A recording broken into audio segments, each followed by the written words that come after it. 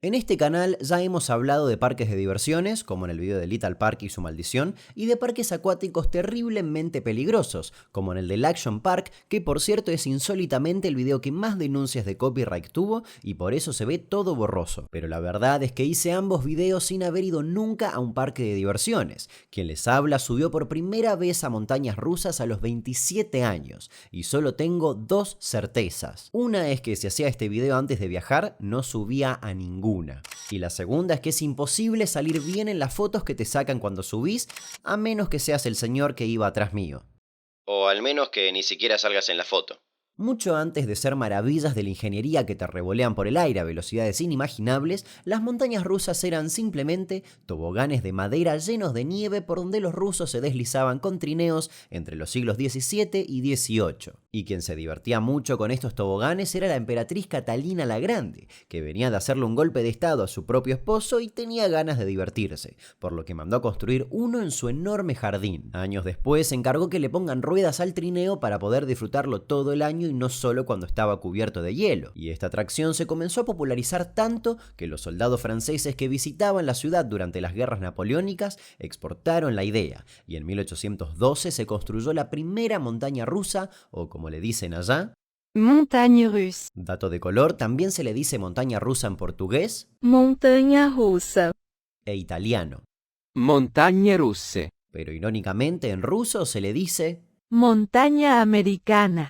En 1850 la idea de estas atracciones llegó a Estados Unidos, y ahí se dio uno de los grandes saltos, cuando una compañía minera de Pensilvania convirtió su sistema de transportación de carbón en una rústica atracción para los habitantes de la ciudad. En 1883 apareció Marcus Thompson, quien viajó hasta Coney Island donde quería invertir en un parque de diversiones. Cuando llegó, se encontró con una isla repleta de pecado con muy poca oferta al turismo familiar, con solo decir que estaban construyendo un imponente burdel de 37 metros con forma de elefante. Espantado, se decidió a, según sus propias palabras, hacer una atracción que sea una luz que brilla en el último momento y dispersa la oscuridad por el precio de 5 centavos. Varios hombres arrastraban los vagones hasta el punto más alto y los dejaban caer. Lo hizo y fue un éxito. En pocos meses ya existía otra y al año siguiente un californiano llamado Philip Hinkle construyó una superior a la de Thompson. Tenía una polea que elevaba el tren hasta lo más alto y luego una inclinación hacia abajo incrementaba la velocidad, lo máximo que se podía incrementar en esa época. Thompson, dispuesto a ganar la carrera de diversión y peligro, inauguró en 1887 en Atlantic City una nueva montaña rusa, que esta vez tenía una máquina a vapor que permitía a los vagones ascender rápidamente, algo clave para poder incorporar curvas y desniveles imposibles anteriormente. Pero en 1910 ocurrió uno de los primeros accidentes graves de los que se tiene registro. En esa época los carros eran operados manualmente por empleados del parque y no podían regular qué tan rápido iban.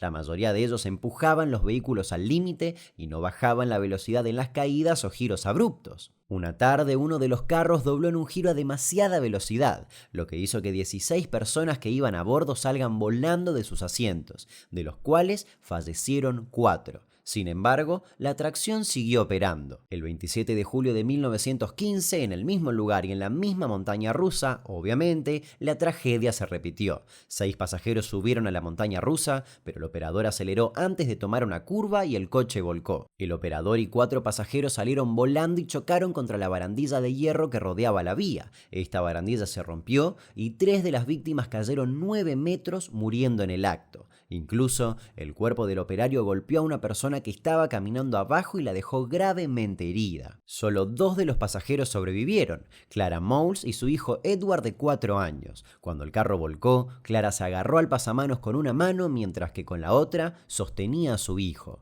Thomas Ward, el director de la atracción, fue arrestado y acusado de homicidio, pero al final un jurado lo exoneró después de decir que el accidente era inevitable. La montaña rusa dejó de operar definitivamente en 1916. Para 1919 ya había cerca de 1.500 parques de atracciones en Norteamérica, pero muchos tuvieron que cerrar en la Gran Depresión en 1929. Un año después, en 1930, tuvo lugar otro horrible accidente. Nos situamos en Omaha, Nebraska, en el Crook Park. En ese parque se encontraba la montaña rusa Big Dipper. Estaba hecha de madera y era conocida por su tamaño, velocidad, subidas y bajadas. El 24 de julio de 1930, el parque estaba repleto de gente y funcionando con normalidad. Sin embargo, alrededor de las 6 de la tarde, una falla en los frenos provocada por un tornillo defectuoso hizo que los carros descendieran sin control por la montaña rusa, estrellándose al final.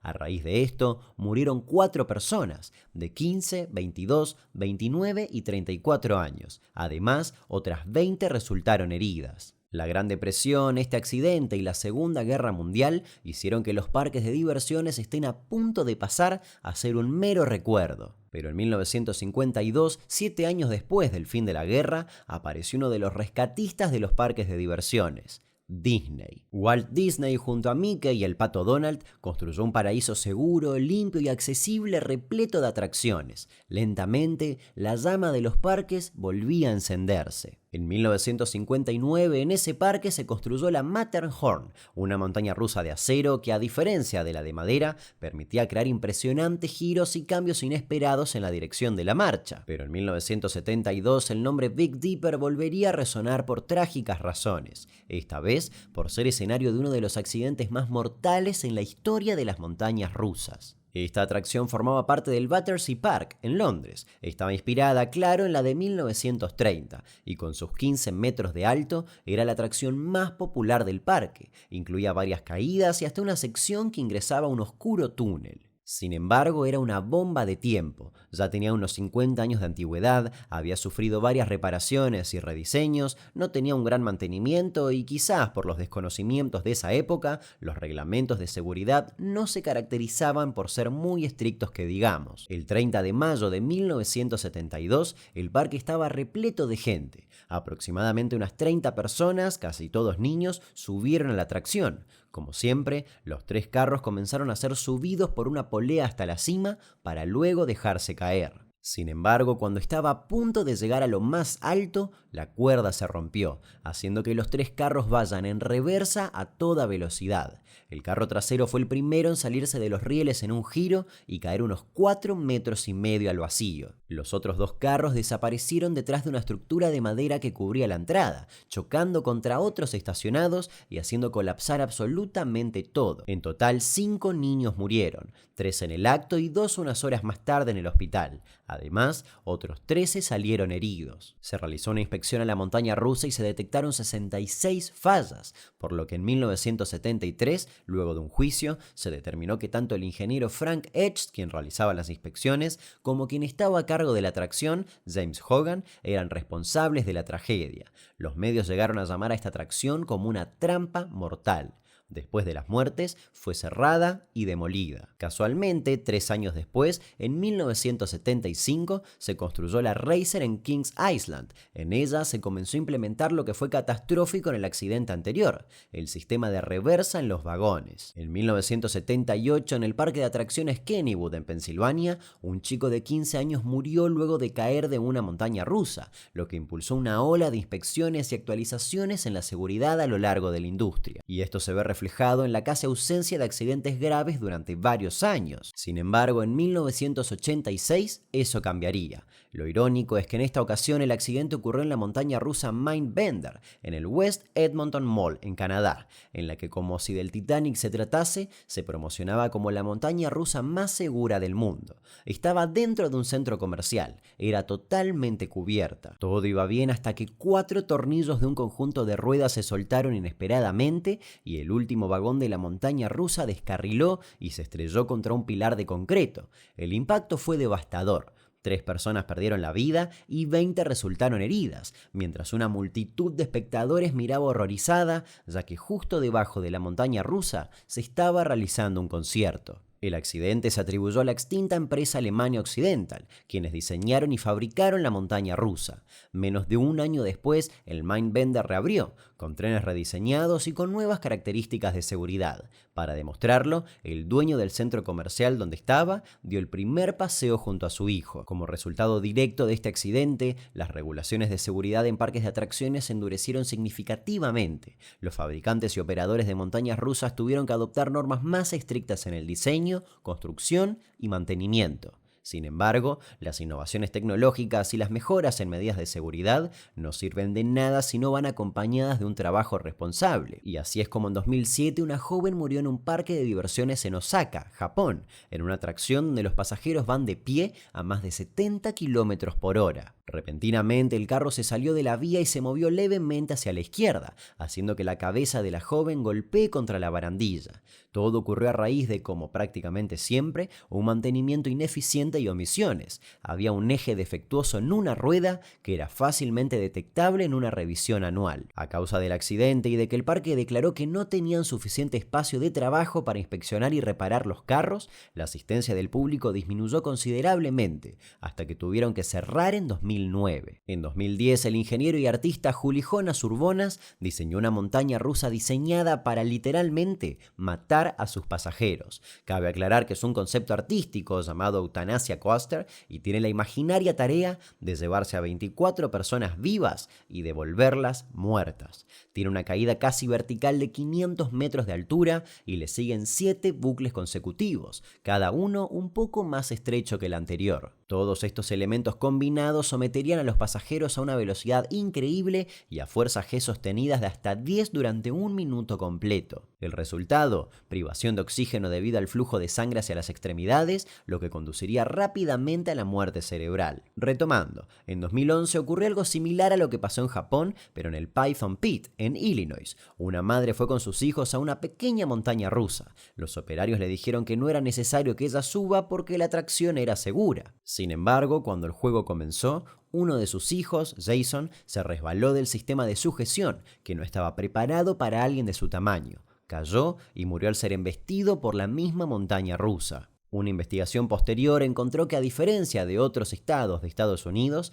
Illinois no tenía reglas propias para garantizar que las atracciones sean seguras para niños pequeños. Lo irónico es que varias investigaciones determinaron que el niño encajaba perfectamente dentro de la altura mínima recomendada por el fabricante de la atracción. El 19 de julio de 2013, el parque Six Flags Over Texas en Arlington se convirtió en el escenario de otro trágico hecho. La atracción en el centro de este suceso fue el Texas Giant, una montaña rusa híbrida que combinaba estructuras de madera y acero, conocida por su tamaño imponente y sus emocionantes vueltas y caídas. El día del accidente, Rosa Yala Gaona Esparza, una mujer de 52 años, abordó la montaña rusa. Según los informes y testimonios, Esparza expresó preocupaciones sobre la seguridad de la barra de su asiento, temiendo que no estuviera lo suficientemente asegurada. Y estas preocupaciones se hicieron realidad cuando en una de las caídas de la montaña rusa, Rosa fue expulsada de su asiento, cayendo aproximadamente 23 metros antes de impactar contra una viga de metal.